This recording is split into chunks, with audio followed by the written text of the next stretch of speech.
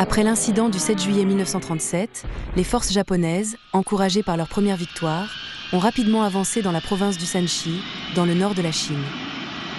Sans avions militaires ni armes antiaériennes, les positions chinoises à Taiyuan et à Xingkou ont été soumises à des bombardements aériens japonais incessants, entraînant de lourdes pertes. Mais d'où venaient les avions japonais ? Le 769e régiment de la 8e armée de route fit une découverte cruciale près du front. Alors que nous avancions, nous entendions sans cesse des tirs d'artillerie et des bombardements provenant de Xingkou sur notre gauche. Nous nous demandions d'où venaient les avions. Puis, le long d'un sentier de montagne, nous avons aperçu des avions japonais décoller et atterrir, juste à l'est de Yangmingbu. Le commandant Chen Shilen a mené une mission de reconnaissance approfondie sur l'aérodrome.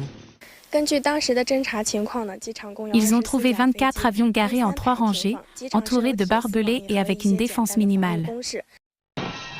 La découverte la plus cruciale fut que l'aérodrome japonais n'était gardé que par environ 200 soldats.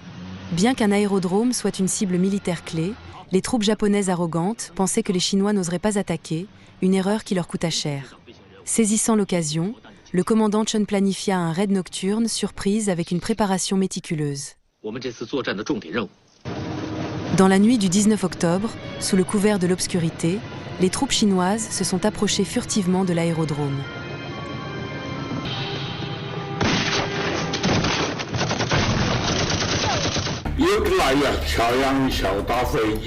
Certains ont ouvert le feu sur les avions, d'autres ont lancé des grenades. Les soldats japonais dormaient encore à l'intérieur des avions. Une fois réveillés, ils ont riposté et le chaos a éclaté. Grenades, mitrailleuses, combat au corps à corps, c'était féroce. Disposant de peu de baïonnettes, de nombreux soldats chinois se sont battus avec la crosse de leurs fusils ou à main nue. Certains se sont attachés des explosifs et ont chargé les avions ennemis. L'aérodrome a rapidement été envahi par les flammes.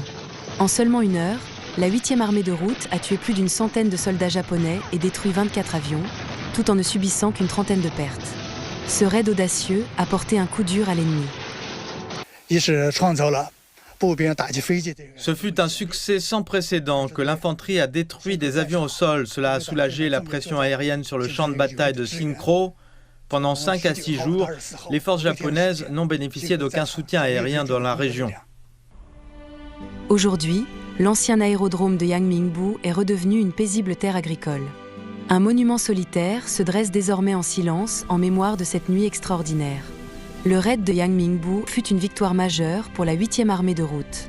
Il ouvrit une fenêtre d'opportunité cruciale qui permit aux forces chinoises d'éliminer des dizaines de milliers de soldats ennemis à Xingkou, galvanisant la résistance nationale face à l'agression.